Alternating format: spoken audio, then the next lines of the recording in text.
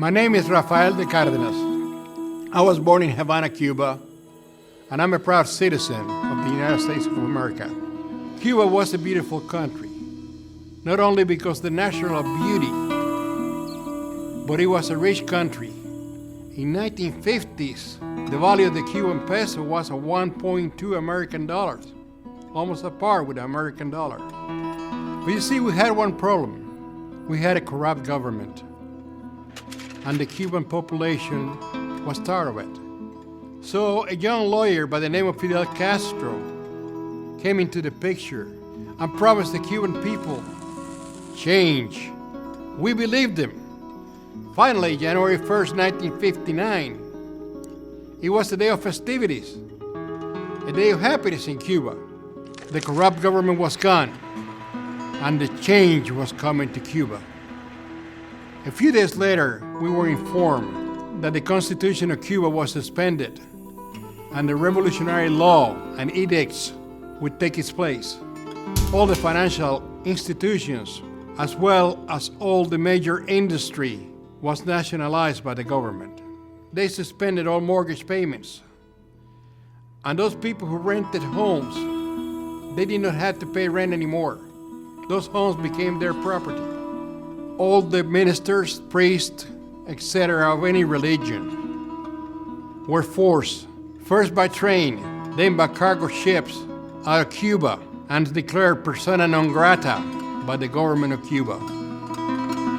In my case, I was a member of the Cuban Catholic youth. We were persecuted, incarcerated. Some faced the firing squad. A few of us were lucky enough to come to the United States asking for nothing else but freedom and a chance to live the American life.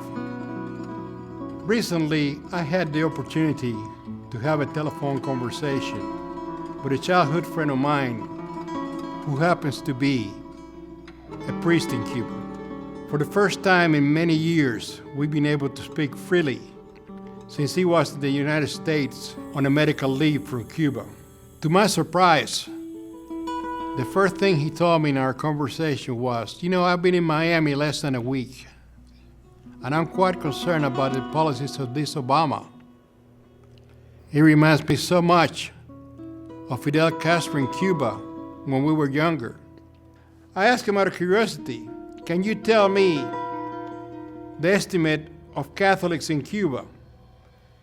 He said, well, my estimate of Christians in Cuba is less than 1%. The rest is all secular. For example, as a Catholic priest, I cannot go out of the street with my cassock. I live in an apartment with my widowed sister because I cannot live in the church. Churches are kept pretty much as a tourist attraction. We cannot afford to support those churches. Any improvements that you hear are happening in Cuba is only pure propaganda. As Cubans, we thought this could never happen. Being 90 miles away from the United States, it could never happen to Cuba. It will never be permitted. Well, it happened in Cuba. It can happen here just as well. The policies of Obama and the promises of change remind me a lot of the promises of Fidel Castro. As an American, a proud American, I pray every day that we can stop these forces that are trying to destroy us.